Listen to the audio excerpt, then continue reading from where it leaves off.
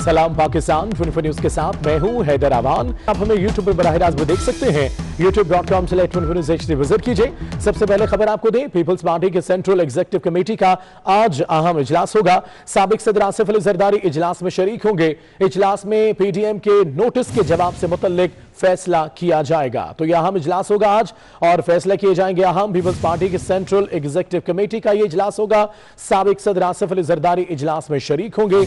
इजलास में पीडीएम के नोटिस के जवाब से मुतल्लिक फैसला किया जाएगा। इसी पर बात करेंगे आजाद नोहड़ियों से। आजाद बताएगा होने वाले इजलास से मुतल्लिक कैसी हैं तैयारियां? जी बिल्कुल, पाकिस्तान पीपल्स पार्टी की सेंट्रल एग्जीक्यूटिव कमेटी का अहम इजलास आज 2 बजे बिलावल भुट्टो जरदारी की जेर सदारत होगा। इस इजलास में साबिक सदर आसिफ अली जरदारी खुसूसी तौर पर शिरकत करेंगे। इसके अलावा कई रहनुमा जो है इस इजलास में जो है शिरकत करेंगे। इसके अलावा कोरोना सूरत के पेश नजर मुतअद्दिद रहनुमा जो है वीडियो लिंक के जरिए भी शिरकत करेंगे। आज का इजलास जो है 3 नुकात एजेंडा पर मुश्तमिल है, जिसमें पीडीएम में खास तौर पर जो शुकार नोटिस पाकिस्तान पार्टी और एनपी को जारी किया गया है, उस शुकार नोटिस की सूरत पर भी तबादला ख्याल किया जाएगा। इसके अलावा एनपी की जनब से पीडीएम से अलग होने वाली सूरत जो है उस पर भी गौर होगा। इसके अलावा पीडीएम के साथ रहना या न रहना इस हवाले से भी मुशावरत होगी। इसके अलावा इस वक्त जो मुल्क की जो सियासी सूरत हाल है उस पर भी तबादला ख्याल किया जाएगा। पार्टी के तमाम रहनुमा इस तमाम तर सूरत पर हतमी तौर पर मुशावरत करके अहम जो है फैसला करेंगे। आज का इजलास इंतहाई अहमियत का हामिल है, जिसमें बिलावल भुट्टो जरदारी पार्टी रहनुमाओं से मुशावरत करने के बाद में अहम ऐलान जो वो भी मुतवक्किल हैं। इस इजलास में पार्टी के कई रहनुमाओं का कहना है कि वो पीडीएम के साथ रहेंगे, लेकिन पीडीएम की जो इस वक्त सूरत हाल है उसका भी नस्र मुकाबला किया जाएगा। इसके साथ साथ पीडीएम को मुतहद रखने के हवाले से भी मुशावरत की जाएगी। यानी अहम डिस्कशन और अहम फैसले होने जा रहे हैं इस इजलास में। बहुत शुक्रिया आजाद नोहड़ियों।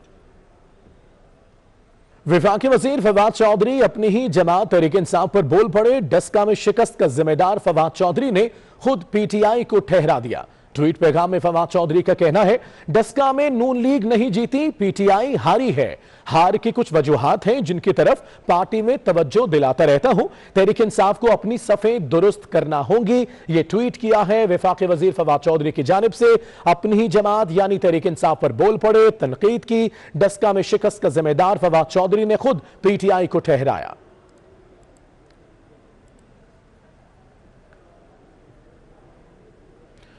कोरोना की बात करते हैं। कोरोना वायरस की तीसरी लहर का एक और हौलनाक दिन। एक रोज में मजीद 114 अफराद जिंदगी की बाजी हार गए। 24 घंटे में 5050 नए केसेस रिपोर्ट हुए। मुल्क में मुस्बत केसेस की शरह 10.96% रिकॉर्ड की गई। National command and operation centre के अदादोशुमार के मुताबिक 24 घंटे में 46,066 अफराद के कोरोना टेस्ट किए गए। 5,050 अफराद में वायरस की तशखीस हुई। एक्टिव केसेस की तादाद 7,21,018 तक पहुंच चुकी है। कोरोना के सबसे ज्यादा केसेस सिंध में रिकॉर्ड हो चुके हैं। यहां यह तादाद 2,68,750 तक पहुंच चुकी है। पंजाब में केसेस की तादाद 2,48,438 है। खैबर पख्तूनख्वा में 98,301, इस्लामाबाद में 65,700, बलोचिस्तान में 20,241 अफराद मुतासरा हैं, जबकि आजाद कश्मीर में कोरोना मरीजों की तादाद 14,461 है। इसी तरह गिलगित बल्तिस्तान में 5,127 केसेस रिपोर्ट हुए हैं। अब तक 6,31,700 मरीज कोरोना को शिकस्त दे चुके हैं, जो कि एक खुशशाइन अमल भी है। Sagheer Ahmed, bureau chief 24 news, Islamabad. Lahore में कोरोना बेकाबू हो गया है। वायरस शहर में 24 घंटों में 24 जिंदगियां निकल गया। मजीद 1,408 अफराद कोरोना का शिकार हो गए। बसाम सुल्तान हमारे साथ है। बसाम बताएगा क्या हालात है लाहौर के?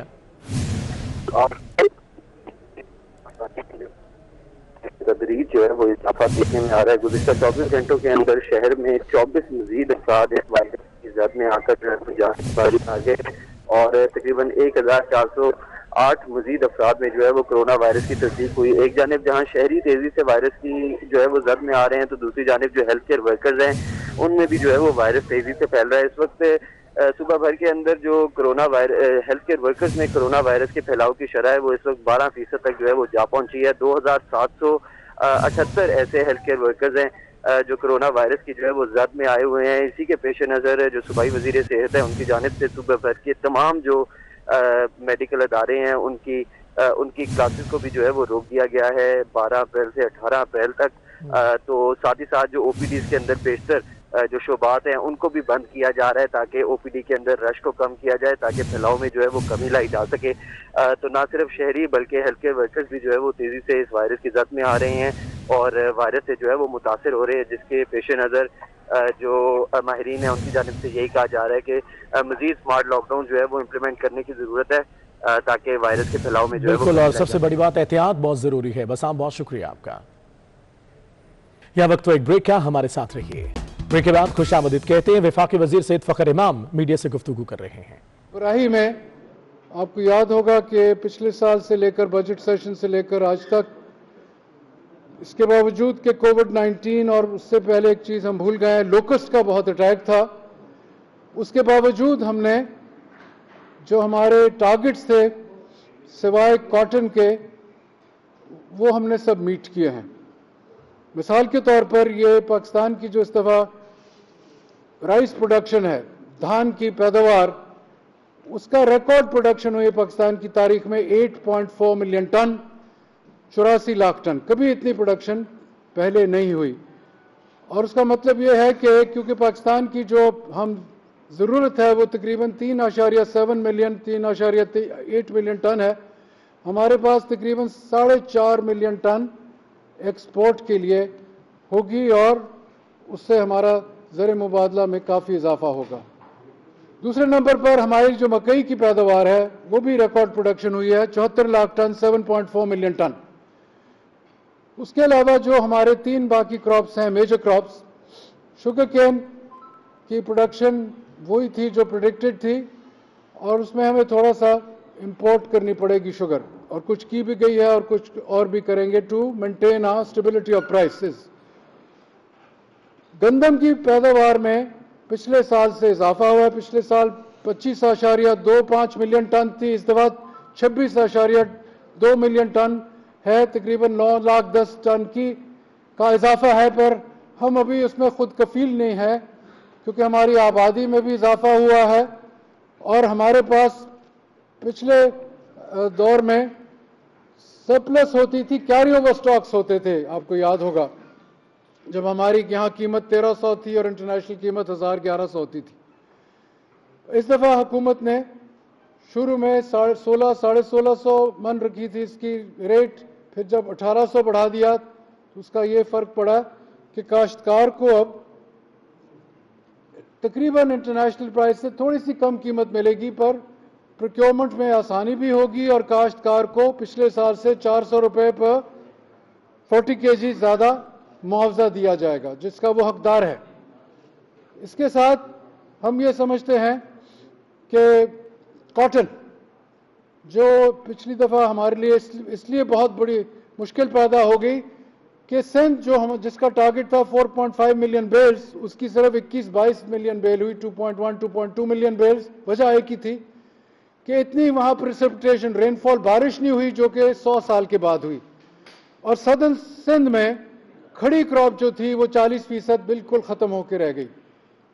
पंजाब की भी कम हुई पैदावार, तकरीबन 3.5 से 3.8 मिलियन बेल के दरमियान। इस मरतबा पंजाब और हमने और सिंध ने कोशिश कर रहे हैं कि कॉटन का रिवाइवल हुआ जाए, और उसके लिए जो सीड है, सीड जो बेस है इसका, इस दफ़ा फेडरल सीड सर्टिफिकेशन ने तकरीबन 36-37 लाख टन कॉटन सीड को सर्टिफाई किया।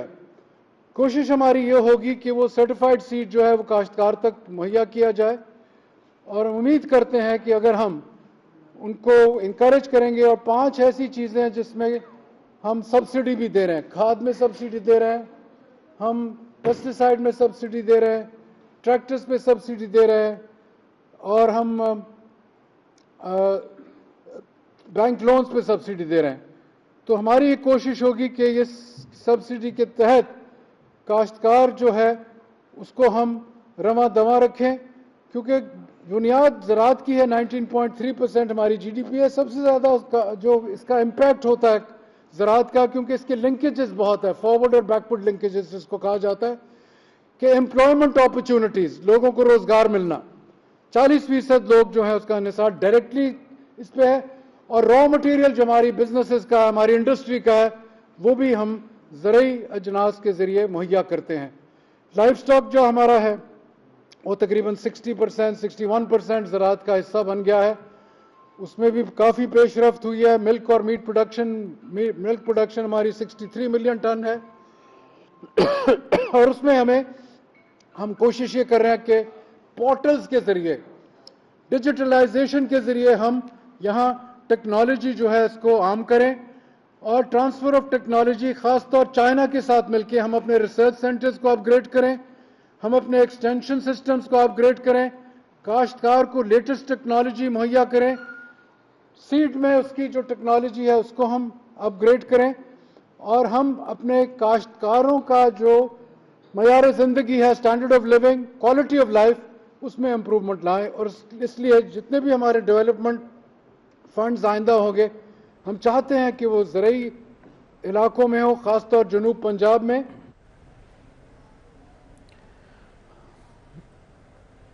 फ़खर जमान, फ़खर इमाम इस वक्त मुलाहिज़ा करें एग्रीकल्चर मैन्युफैक्चरिंग के हवाले से मीडिया को ब्रीफिंग दे रहे थे। यह वक्त एक ब्रेक का, हमारे साथ रहिए। कराची में गुज़िश्ता रोज़ मुबैना तौर पर जहर खुरानी से 3 बच्चे जिंदगी की बाजी हार गए। बच्चों के वालिदैन का कहना है कि मैं नहीं मानता बच्चों की मौत जहर खुरानी से हुई, बच्चों की मौत की जिम्मेदार मेरी बीवी है। मजीद जानते दानियाल सैयद से, जो इस वक्त बच्चों के वालिद के साथ ही मौजूद है। दानियाल बताएगा क्या कहना है इनका। बिल्कुल, गुज़िश्ता रोज़ कराची के इलाके गुलिस्तानी दौर ब्लॉक 19 में मुबैना तौर पर जहर ख्वानी की वजह से 3 बच्चे जो हैं वो जहाँ भाग हुए थे। पुलिस हुकाम का कहना है कि इस हवाले से तहकीकात की जा रही है। बच्चों के जो वालिद हैं वो रात गए, लाहौर से कराची पहुँचे, शार फैसल थाने अब से कुछ देर कबल वो आए थे, जिसमें उन्होंने बच्चों की मैयत हवालगी के हवाले से पुलिस से इजाज़तनामा हासिल किया है। बच्चों के वालिद का ये कहना है कि वो ये जानते हैं कि अब उनके बच्चों की मौत की असल वजह जो है वो उनकी वालदा है, लेकिन उन्होंने तमाम तर मामले को अल्लाह के सुपुर्द किया है। उनका कहना है कि कोई कानूनी कार्रवाई नहीं चाहता हूँ, ना ही बच्चों का पोस्टमार्टम चाहता हूँ। बच्चों की मैयत लेकर तदफीन के लिए लाहौर रवाना हो रहा हूँ, लेकिन ये मामला जो है ये खुदा की अदालत में छोड़ा है।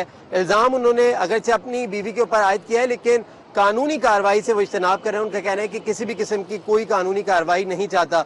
दूसरी जानिब पुलिस हुकाम का कहना है कि ये खटमल मार दवा की वजह से बच्चों की मौत हुई या जहर ख्वानी की वजह से मौत हुई, इस तमाम तर पहलुओं से तहकीकात की जा रही है। दानियाल सैयद, बहुत शुक्रिया आपका। कराची में बरसाती नालों पर तजावुजात के खिलाफ ऑपरेशन जारी है। औरंगी और गुजर नाला पर 6 टीमें ऑपरेशन कर रही हैं।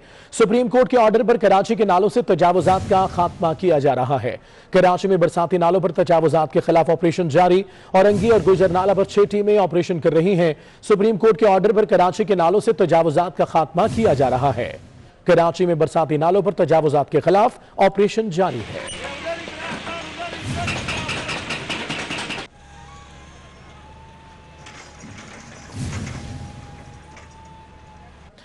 खबरें और भी हैं मगर एक ब्रेक के बाद। कराची में गर्मी की शिद्दत बरकरार है। पारा 39 डिग्री तक पहुंच चुका है। शहर के मौसम का मजीद अहवाल जानते हैं समीन नवाज से। समीन, बताएगा इस मुतालिक।